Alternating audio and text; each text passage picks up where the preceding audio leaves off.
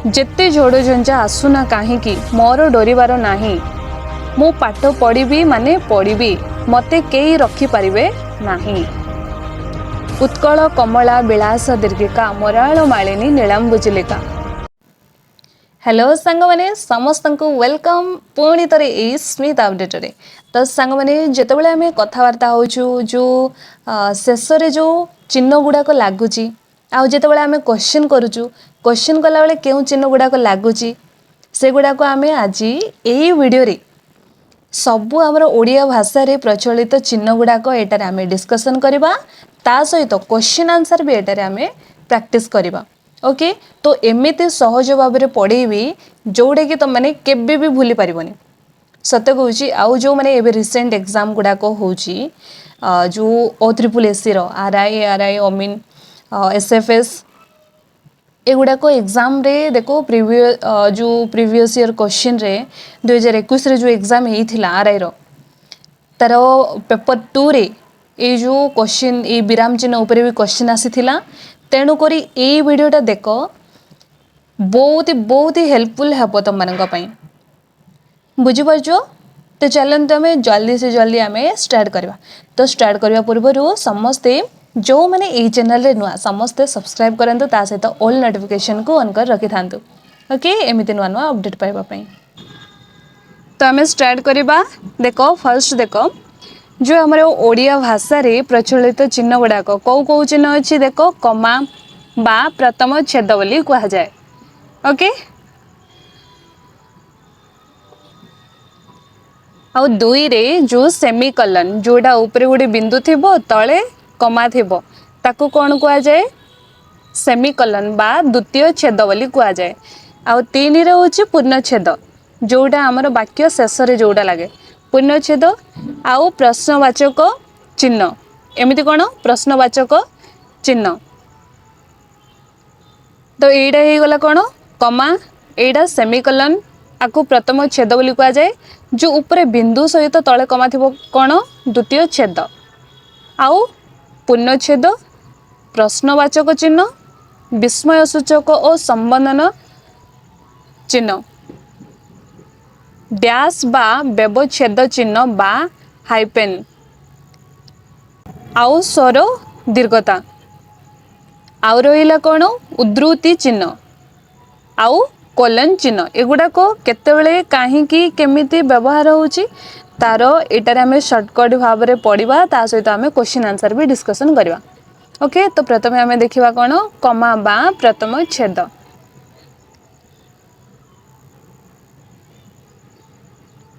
देखो कमा बा प्रथम छेद जोड़ा एमिति चिन्ह कमा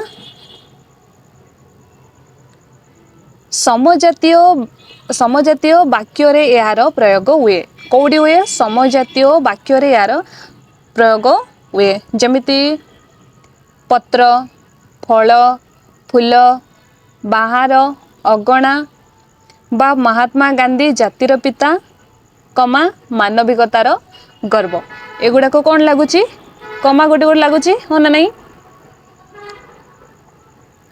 एबे देखिबा सेमिकलन बा द्वितीय छेद गोटे वाक्य रे दुईटी अंशर भिन्नता थिले चिन्ह पाठक को ता स्पष्ट भावे सूचित करि दिए जेमिति मनीष जीवन अर्थहीन नुहे अर्थपूर्ण। पूर्णछेद कहले जोड़ा पूर्णता को सूचित करी प्रति वाक्यर शेष रे प्रयोग करा जाए जेमिति गोटे कथाटा सरी जाउची पूर्ण भाव में सूचित करुची तापर से जो शेष रे जो चिन्ह लागिबो ताकू कौन कहा जाए पूर्णछेद बोली कहा जाए। जेमिति उदाहरण जेते झड़ झंझा आसुना काहींकी मोर डरिबार नाही मु पाठ पढ़िबी माने पढ़िबी मते केही रखी पारिबे नाही। आउ प्रश्नवाचक चिन्ह बा प्रश्नवाची एटा तो समस्त जानथिबो वक्ता प्रश्न कला बेले जेउ लहर सृष्टि करि थाए ता लेखिला बेले दर्शाई थाए ताकू कौन कहा जाए प्रश्नवाचक बा प्रश्नवाची। ଯେମିତି କ'ଣ, ତମ ନାଁ କ'ଣ, କୁଆଡ଼େ ଯାଉଛ, କୁଆଡ଼େ ଯାଇକି ଆସିଲ, ଏଗୁଡ଼ାକ କ'ଣ ଆମେ କ୍ୱେଶ୍ଚନ୍ ପଚାରୁଛୁ। ତାକୁ ଲେଖିଲା ସମୟରେ ଦର୍ଶେଇଥାଏ କ'ଣ ପ୍ରଶ୍ନବାଚକ ବୋଲି। ଏବେ ଦେଖିବା ବିସ୍ମୟ ସୂଚକ ଚିହ୍ନ। ଏଇଟା ଆସିଥିଲା ଯେଉଁ 2021ରେ ଯେଉଁ ଆର୍ଆଇ ଏକ୍ଜାମ୍ ହେଇଥିଲା ସେଟାରେ ଏଇଟା ଆସିଥିଲା ଏଇ ବିସ୍ମୟ ସୂଚକ ଉପରେ। ସମ୍ବୋଧନ ଓ ବିସ୍ମୟ ଭାବ ପ୍ରକାଶ ପାଇଁ ଲିଖନରେ ପ୍ରୟୋଗ ହୁଏ। ଯେମିତି ଏ ପ୍ରଭୁ, ଓ ମାଇ ଗଡ୍, ଏଗୁଡ଼ାକ କ'ଣ ହେଉଛି ବିସ୍ମୟ ଭାବ ବା ଆଶ୍ଚର୍ଯ୍ୟ ହେବା।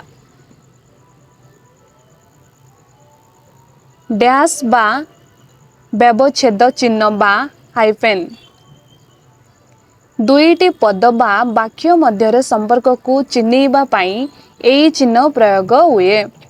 ଯେମିତି ଉତ୍କଳ ଡ୍ୟାସ୍, କମଳା ଡ୍ୟାସ୍, ବିଳାସ ଡ୍ୟାସ୍, ଦୀର୍ଘିକା। ଉତ୍କଳ କମଳା ବିଳାସ ଦୀର୍ଘିକା ମରାଳ ମାଳିନୀ ନୀଳାମ୍ବୁଚିଲିକା।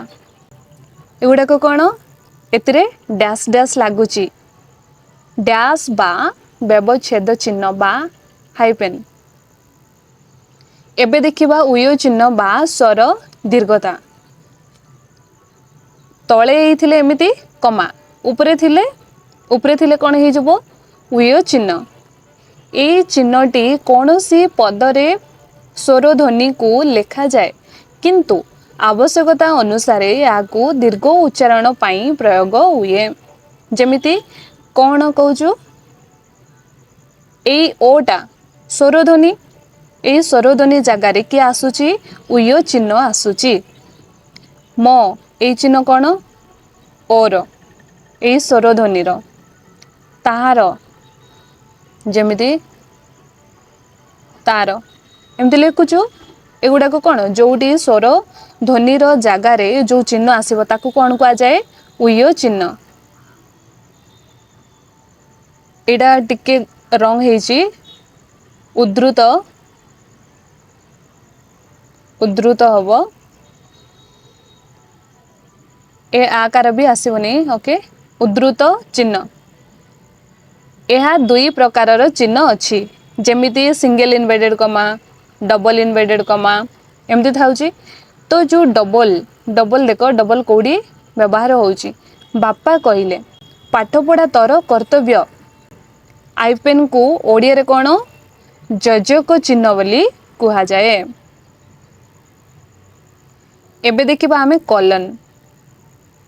କଲନ୍ ବା ଦୁଇଟି ଡଟ୍, ଆକୁ କ'ଣ କୁହାଯାଏ କଲନ୍।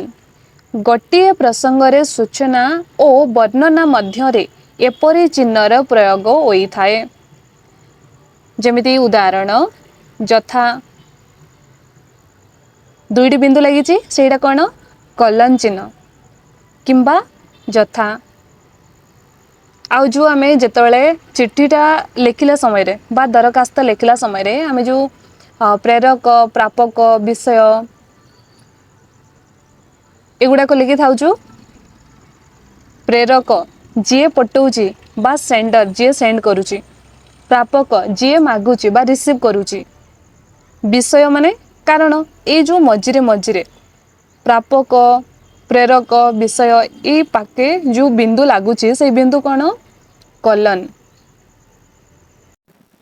ତ ଏବେ ଦେଖିବା ଯେଉଁ କ୍ୱେଶ୍ଚିନ୍ ଆନ୍ସର ଗୁଡ଼ାକ ତାର କ'ଣ କ୍ୱେଶ୍ଚିନ୍ ଆଉ କେମିତି କ୍ୱେଶ୍ଚିନ୍ ଆସୁଛି। ତ ଦେଖ କ୍ୱେଶ୍ଚିନ୍ ନମ୍ବର 1ରେ ଦେଖ,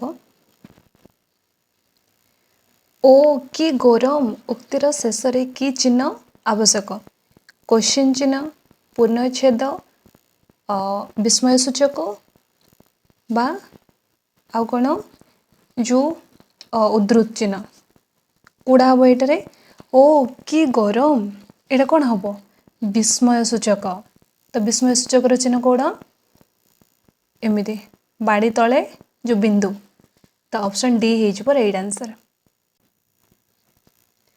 ଜଟିଳ ବାକ୍ୟରେ ପ୍ରଧାନ ବାକ୍ୟ ଠାରୁ ଅପ୍ରଧାନ ବାକ୍ୟ ଗୁଡ଼ିକୁ ପୃଥକ କରିବା ପାଇଁ କେଉଁ ବିରାମ ଚିହ୍ନ ବ୍ୟବହୃତ ହୋଇଥାଏ।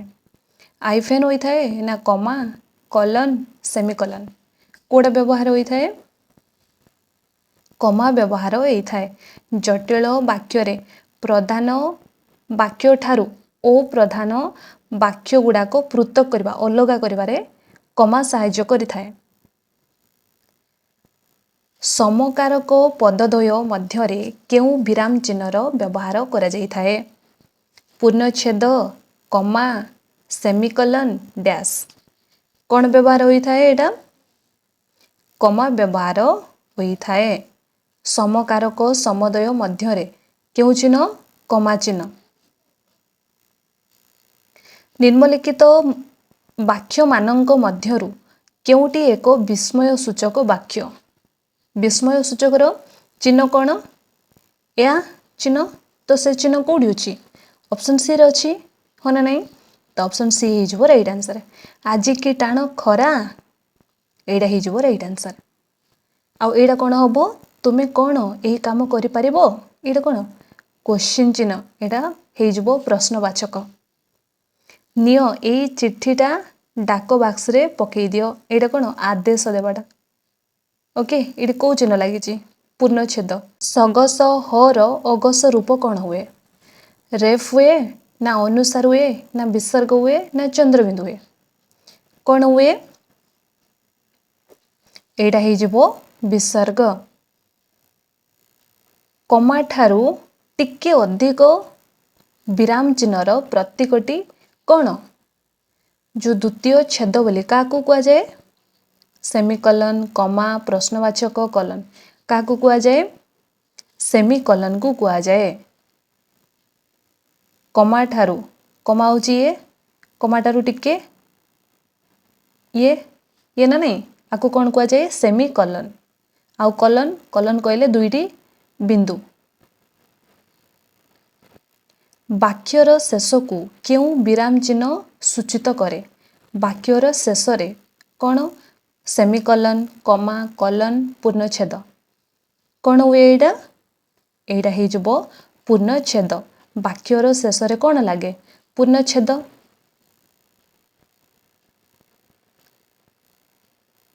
ନେକ୍ସଟ କ୍ୱେଶ୍ଚିନ୍ ଦେଖିବା। ହେ ଭାରତବାସୀ ଜାଗ୍ରତ ହୁଅ। ଉକ୍ତ ବାକ୍ୟରେ ଭାରତ ପରେ କେଉଁ ବିରାମ ଚିହ୍ନ ଲାଗିବ? ଦ୍ୱିତୀୟ ଛେଦ, ପ୍ରଥମ ଛେଦ, ଉଦ୍ଧୃତି, ବ୍ୟବଧାନ ଚିହ୍ନ। କେଉଁ ଚିହ୍ନ ଲାଗିବ ଏଇଟାରେ? ଏଠାରେ ପ୍ରଥମ ଚିହ୍ନ ବା କମା ଲାଗିବ। ବିସ୍ମୟବାଚକ ଚିହ୍ନ କାହିଁକି ବ୍ୟବହୃତ ହୋଇଥାଏ? କାହିଁକି ହୁଏ? ବାକ୍ୟର ଅର୍ଥ ସଂଗତିକୁ ସୂଚାଇବାକୁ, ନା ବାକ୍ୟର ଆଶ୍ଚର୍ଯ୍ୟ ଭାବକୁ ସୂଚାଇବାକୁ, ନା ବାକ୍ୟର ବିନୟ ଭାବକୁ ସୂଚାଇବାକୁ, ନା ବାକ୍ୟରେ ପଦବିନ୍ୟାସର ସାର୍ଥକତା ସୂଚାଇବାକୁ? କ'ଣ ପାଇଁ ଏହା? ବାକ୍ୟର ଆଶ୍ଚର୍ଯ୍ୟ ଭାବକୁ ସୂଚାଇବାକୁ। ଅପସନ୍ ବି ହେଇଯିବ ରାଇଟ୍ ଆନ୍ସର। ଦ୍ୱିତୀୟ ଛେଦର ଚିହ୍ନ କେଉଁଟି? ଦ୍ୱିତୀୟ ଛେଦ କେଉଁଟା? ପ୍ରଥମ ଛେଦ କମା। ଦ୍ୱିତୀୟ ଛେଦ କେଉଁଟା? ଦ୍ୱିତୀୟ ଛେଦ ହେଇଯିବ କମା ଉପରେ ଡଟ୍। କେଉଁଠି ଅଛି? ଅପସନ୍ ଏ ରେ ଅଛି ରାଇଟ୍ ଆନ୍ସର। ଅପସନ୍ ଏ ହେଇଯିବ ରାଇଟ୍ ଆନ୍ସର। ସବୁଠାରୁ ଅଧିକ ବ୍ୟବହୃତ ଏବଂ କ୍ଷୁଦ୍ରତମ ବିରାମର ପ୍ରତୀକ ହେଉଛି କିଏ? ପୂର୍ଣ୍ଣଚ୍ଛେଦ, ସେମିକଲନ, କଲନ, କମା। କ'ଣ ହୁଏ ଏଠାରେ? କମା। ଇଏ ସବୁଠାରୁ କ୍ଷୁଦ୍ରତମ ବା ଛୋଟ, କିନ୍ତୁ ଏହା ଅଧିକ ମାତ୍ରାରେ ଏହା ବ୍ୟବହାର ହେଉଛି। ଲେଖା ମଧ୍ୟରେ କୌଣସି ଶବ୍ଦର ଅର୍ଥ ଅଧିକ ସ୍ପଷ୍ଟ କରିବା ସୂଚନା ଦେବାକୁ ହେଲେ କେଉଁ ଚିହ୍ନ ଦିଆଯାଏ? ଉଦ୍ଧୃତ, କମା, ଡ୍ୟାସ୍, ବନ୍ଧନୀ। କ'ଣ ଦିଆଯାଇଥାଏ? କମା ଦିଆଯାଇଥାଏ। Option C. ସୁନି ଆମ ମାଉସୀଙ୍କୁ କ୍ଷମା ମାଗିବ, ନହେଲେ ଦଣ୍ଡ ଭୋଗ କରିବ। ଏଇ ମାଗିବ ପରେ କେଉଁ ଚିହ୍ନ ଆବଶ୍ୟକ ହେବ? କମା ହେବ, ନା ସେମିକଲନ ହେବ, ନା ଡ୍ୟାସ୍ ହେବ, ନା କଲନ ହେବ? କ'ଣ ହେବ ଏଠାରେ? ଅପସନ୍ ସି, ସେମିକଲନ ଲାଗିବ। ବାକ୍ୟ ମଧ୍ୟରେ ଘୃଣା ଓ ସନ୍ଦେହ ପ୍ରକାଶ ପାଉଥିଲେ କେଉଁ ବିରାମ ଚିହ୍ନ ଚିହ୍ନାଯାଏ?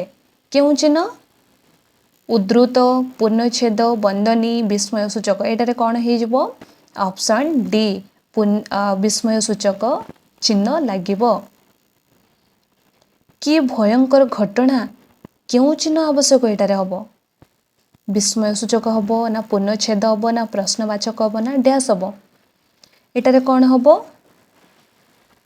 विस्मय सूचक हेइजिबो विस्मय सूचक चिन्ह एटारे लागिबो कि भयंकर घटना एटा कौन हो ऑप्शन ए नेक्स्ट क्वेश्चन तुमे काहेकि आसिलो नाही क्यों चिन्ह आवश्यक हबो पूर्णच्छेद विस्मय सूचक ना प्रश्नवाचक कौन हबो ऑप्शन सी से काहेकि कौन पई से कौन करछि क्वेश्चन पचारुछि हो ना नहीं तो कौन हो प्रश्नवाचक हो वाक्य लेखिला बेले कमा ठारू टिके अधिक विराम रो आवश्यकता थिले निम्नोक्त मध्यरु केउ विराम चिन्हर व्यवहार कराजिबो जो कमाटारू टिके बड़ किए कलन सेमिकलन आइपेन उद्धृति केउ चिन्ह हेबो एटा हो सेमिकलन ऑप्शन बी हो राइट आंसर ओके तो क्लासटा केमिति लागिला कमेंट रे जणेबो आउ भूलिबनी तुम सांग मानकु शेयर करबा को ओके पुणी तरे देखाबा आज पई एति की ओके आउ जा भी डाउट अछि मते कमेंट रे जणेबो ओके।